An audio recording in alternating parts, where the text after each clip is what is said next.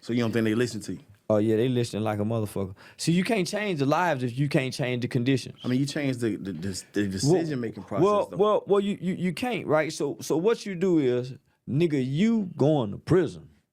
Ain't no if, and, and buts about it, young nigga. So if you take me to a black school and you ask me to come talk to your kids, I'm gonna go 1, 2, 3. One of y'all going to prison. So I'm gonna go through all around the room finding every black kid, and then I find the Mexican 1, 2, 3, 4, 5, 6, 7, 8. One of y'all going to prison after 8. So I'm gonna go show them the numbers. You're doing this based on statistics. Based on the numbers, and these numbers aren't wrong. Yeah. So, but it's offensive. Yeah, it is. Very offensive. And they gonna say, hey, man, what you know? No, what you gotta let them know is, this is nothing that I'm saying. These are stats, and these are factual stats. Okay, you know the facts though. Yeah. Don't you think it's something wrong with you telling a kid they? You can't beat it. You can't beat these statistics. But can't you just keep that to yourself? Because if you, for instance, you say 1, 2, 3, you're gonna be in prison. What if that kid like really believe that in his mind and start? He better believe it. And start acting, you know, he better believe it. He already said I'm going to prison. He better anyway, believe so I'm gonna do it. So this is what I'm gonna do, young brother. I'm gonna give you the tools that you need. Yeah. That's gonna equip you through life. I'm gonna teach you to be honest. That's gonna be a good trait in prison. Yeah. Not in prison. Man, listen, you don't steal nobody's shit.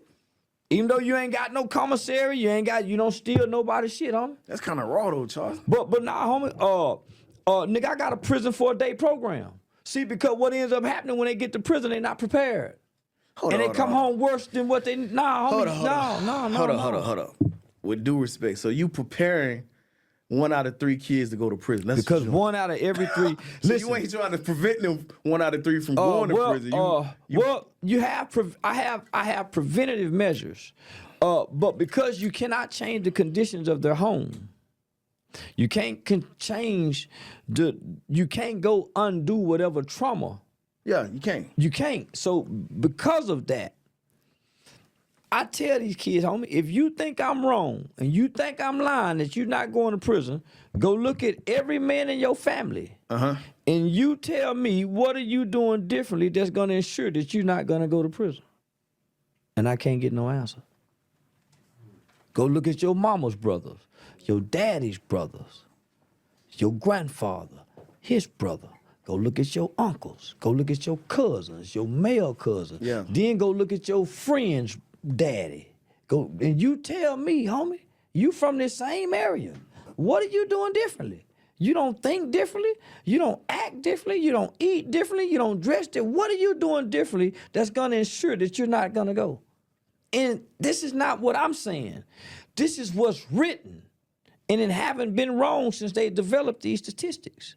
1 in every 3 will go, or be on some form of community supervision in their lifetime. That's a fact, though. That's a fact. That's what I'm saying. That's a fact. I'm coming to tell you a fact. But is it your job? It's my job to tell you, homie. This is what the statistics say. This is what you up against. This is what you up against, young brother. So what are you gonna do? And you can curtail that, or you can deter that. Prediction. Well, you can't deter the prediction, homie, because it's a fact, as you just said. You can't deter no fact. But what I mean is that particular individual. Well, what you do is you give him what he needs to overcome it and make it home. Yeah, that's what I'm saying. Yeah. So what you do, homie, you give him the tools and the skills that he needs to overcome it, because you can't stop it. Yeah. You can't stop it. Because it's going to happen. We can go find all pregnant women. Say, how many of y'all having black boys? And when they raise their hand, 1, 2, 3, one of y'all unborn babies going to prison. That's how right this is. And when they get born, we can go to the maternity ward. Say, ooh, look at these pretty babies. 1, 2, 3. Man, one of these babies going to prison. Homie, it's set up. It's the system.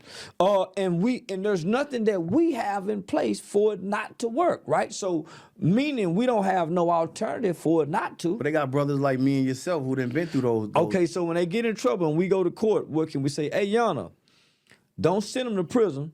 And the judge said, where can I send them? No, but I do truly believe this, though. You know what I'm saying? That if the youth know our lifestyles, know us, and, look up to us, I feel like we do have a lot of influence over them. We can tell them, listen, bro, I did 20 years in prison.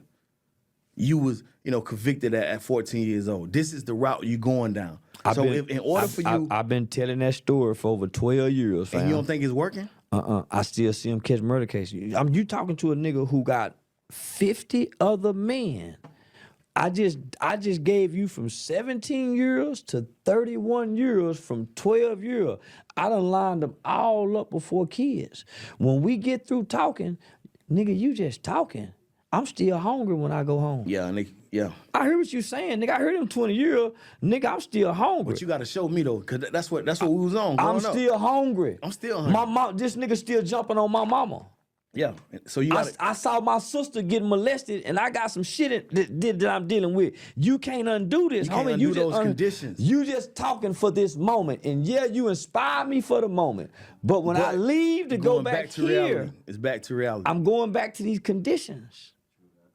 Can you change these conditions? Can you give my mama a job? Can you come put a bed in this room where I don't sleep on the floor? Can you stop her from selling these food stamps, nigga, where I ain't hungry in the middle of the month? When that nigga in there fucking her, can you stop? Can you plug my ears? So don't tell me what you done. I can make it. So homie, when you got that, so what you do is, homie, you give him the love that he need when he with you. But look, homie, nigga, you going. And what's gonna stop me from because this what you find out what you end up happening. Yeah. Nigga, you already getting high. To mask the pain. You already toting guns. You already got the gun. You out, homie, what you doing? You hustling. Okay, nigga, get you some money for a lawyer in the bail bond because you going to jail. It's already written. Nigga, get your lawyer and some money for a bail bombing and try to have some commissary money so you ain't got to lean on mama, homie, because you go to jail, homie. Just what you doing. And that's true, though.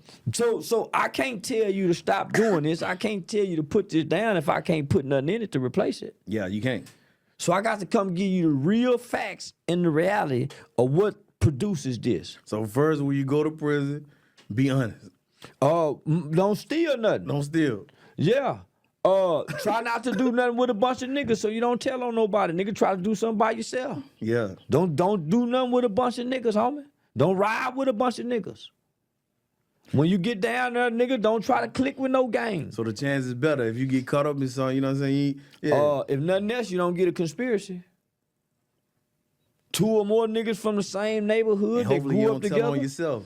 Man, but no, Stand a better well, 95% tell on themselves based on the conviction You already rate. know. I'm guilty. I plead guilty to telling on yourself. Yeah. When, boy, if you holding out, most of the time, they ain't got nothing. Most of the time, they ain't even got nothing. And just for the record, nigga, if everybody went to trial, it'll crash the system. They can't afford that. That's why they pressure your ass to take that plea. Nigga, everybody say, nah, man, fuck you, I want to go to trial. Nigga, the system will crash. They're not equipped for that. So nah, homie, I come to, see, you got the truth and then you got the ugly truth. I come with that ugly truth. I come with that ugly truth, nigga, where I know most of the girls sitting in this classroom were molested, have been molested, getting fucked on all the time. That's why you got an attitude. That's why you like to fuck. That's why you promiscuous. So, but a nigga can't go in and talk that. You got to sit in the brawls to go in and talk like that. Damn. But that's the reality, homie. That's deep. That's mine. That's very when deep. you look at the numbers, homie, most kids walking around hungry. When you look at the nutritional numbers, homie, most kids in our community walking around hungry. So what? And it ain't shit we can do about that. Nigga, that's ain't why. a lot we can do about it is, homie. That's why nigga went to the hood and nigga had a barbecue fit. That's why nigga That's why. But that's for the moment though.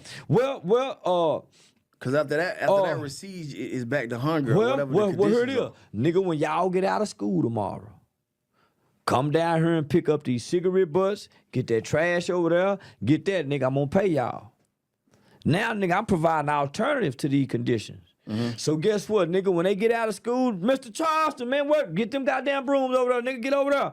Oh, look, man, put that goddamn condom in the trash. Nigga, here y'all, cause now they making some money. And now they getting fed.